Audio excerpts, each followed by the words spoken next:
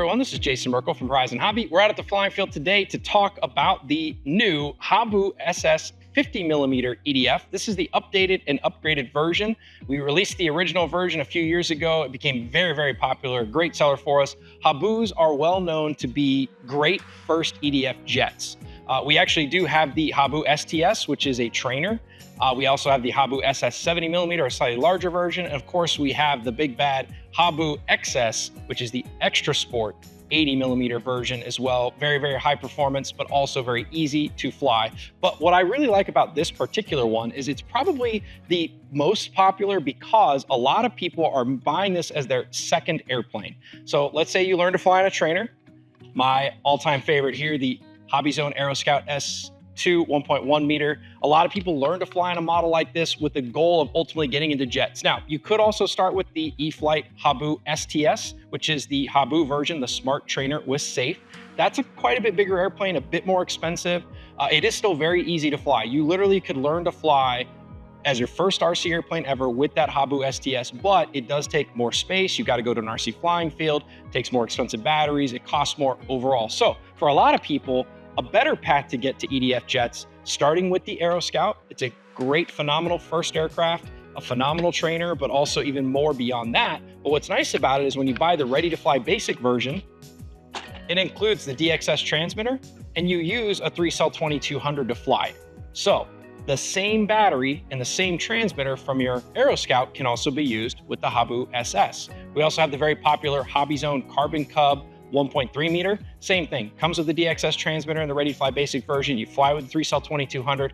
Again, both of those, the transmitter and battery, can be used to fly this model. And I think that's why the first version was so popular. So a lot of people learned to fly on the AeroScout. They said, hey, I want to get into jets. What's the best first jet? They would buy the original version of this, which was 3S compatible, and they would fly with that DXS transmitter. So I will have a video, a flight talk video, where I show flying it with the DXS and the 3-cell, also flying with the 4-cell, because that's the big change with this particular version. We took the original version and we added the option now to fly it on both 3S and 4S. So we had to change the motor. KV of the motor is a little bit different. And because of that, on 3S, the performance is a little less than the original version. Still plenty, still flies very, very good. Still a great first step after, learning to fly with your AeroScout and taking your first step into EDF jets.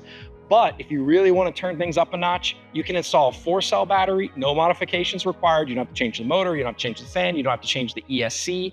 We've already installed all the right components, so it's both 4S and 3S compatible right out of the box. So that's really exciting. I actually have right now a 4-cell 2200 100C battery installed in there. That's overkill. You do not need to use the 100C battery. I strongly recommend the 4-cell 2200 30C battery. It's a little lighter, a little smaller, a little less expensive. This works great. A lot of people may already have 4-cell batteries of lower capacity that would also work great. Anywhere from a 1300 up to a 2200 will fit and will work. So 3-cell 1300 might be a little bit on the too low end, but a 4-cell 1300, 1500, 1800, again, 2200 will work. I think the sweet spot for most people though is gonna be the 3S 2200 or again, the 4S 2200. That's gonna give you the most performance, the most flight time. So we did change, again, the power system to facilitate that 3S and 4S. So that was an important change. We did strengthen the airframe, made the wings stronger so it can handle the extra power and speed with 4S in particular. We did also change the rudder. So you'll notice now the rudder goes all the way to the top of the fin. So that gives us just a little bit more rudder area, which makes it a little easier to perform knife edge maneuvers, point rolls, and things like that. So that was another change. We also did upgrade the receiver from an AR631 to now the AR631 Plus version receiver. So the big difference there is that you now have AS3X Plus in the receiver. And I gotta tell you guys, I've flown a lot of airplanes with AS3X, they fly great. And then I've flown the exact same airplane, exact same servos, everything about it with AS3X Plus, and it is a noticeable, significant improvement in performance. So AS3X is great. AS3X is greater, AS3X Plus is greater, it's plus, it's extra, it's all the good things that you want. The benefit of that is it just makes the airplane feel even more locked in, but at the same time, it feels more natural. So it's hard to describe it. You really got to feel it for yourself. Now, if you've never flown the same airplane back to back with AS3X and AS3X Plus, you may never know. Totally understandable, no worries.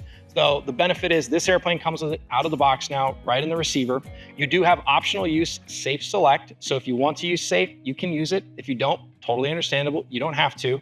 But the other beautiful thing with AS3X Plus is we've also added a smart transmitter file. So what we call the STF for short. So the receiver already has loaded in it a transmitter model file. So if you bind it to here, the NX8 Plus or the NX7E Plus, or an IX series transmitter. So basically any IX series transmitter other than the original 12, the 14 and the 20 of course work. All of the NX series transmitters from the 7 all the way up to the 20, if you bind those to this receiver, it will ask you if you want to use the smart transmitter file. And what that does is it loads all the settings for the transmitter from the receiver right in during the binding process. Now, this is a very simple airplane. It doesn't have flaps, it doesn't have retracts. So it's not super complex if you were to program the transmitter on your own. But with the STF, it does actually do all of the things that you probably would have done on your own anyway. Sets up dual rates, aileron, elevator, rudder. It does set up the telemetry. It also does set up the voice alerts. So it'll tell you, for example, low rates, high rates, your battery voltage is low. All of that's already done for you. So it still saves you time. It's very convenient. Be very careful. It will overwrite whatever model you're on. So the goal is you start with a new model file, you then bind it, it overwrites the new model file. You have all the settings you need. You can even tweak it from there, but it does save you quite a bit of time and effort. But I did want to point that out because again, these transmitters, the IX and NX series transmitters have that benefit. The DXS, you don't have to do anything. The nice thing is that the DXS is basically configured like a standard model file in a lot of our computer transmitters. So it already has a high rate and a low rate done for you. It has the basic 4-channel functions, of course. You can then assign Safe Select to switch B. You can do that through the binding process. Then you can flip the switch to utilize that particular switch and channel to control it. I will show that in, again, the Flight Talk video. Be sure to check that out separately. But the nice thing is you can use this transmitter. The other nice thing is that it does still have smart technology. The original version had it as well. Not a lot of people realize this, but a smart ESC does not require a smart battery to get telemetry. So in this case, it has a smart light ESC. The difference between a smart ESC and a smart light ESC is that this one does not have the third wire. Smart light ESCs are a little less expensive, a little bit lighter. So that's why we tend to use them in a lot more models, especially lower cost models now. The full smart ESC, when you use a smart battery that has a third wire, it gives you extra data. It gives you individual cell voltages. It tells you the temperature of the battery, which is really cool data, but most people don't need that. What we're really interested in is basically overall battery voltage, the motor RPM, the temperature of the ESC. All of that happens with a smart light ESC, and it doesn't matter what battery you use. You use a smart battery, use a non-smart battery, that telemetry works either way. On the DXS, it's got the little LEDs that show you your battery level. That's a really cool thing. But on, of course, an NX or an IX series transmitter, you see it all. You see all that extra data. You scroll over, you can see the voltage of the battery, you can see the RPM of the motor. It's a lot of fun, really, really cool stuff. I love that. The other thing that you get in the Bind and Fly basic version, when you get that version with the AR631 Plus receiver, is you do have the what we call hand launch assist mode. So a lot of guys struggle hand launching airplanes. That's totally understandable. On this model, you can see we actually have some finger grips molded in right around the CG, which is where you want to hold it. And it's a lot easier to launch this airplane, and it's basically set up for both left hand and right hand, than a lot of airplanes, especially EDFs. But with the hand launch assist mode, when it senses the amount of G-force of your hand launch, and you have to turn on safe, it has to have Safe Select enabled, you have to have safe turned on.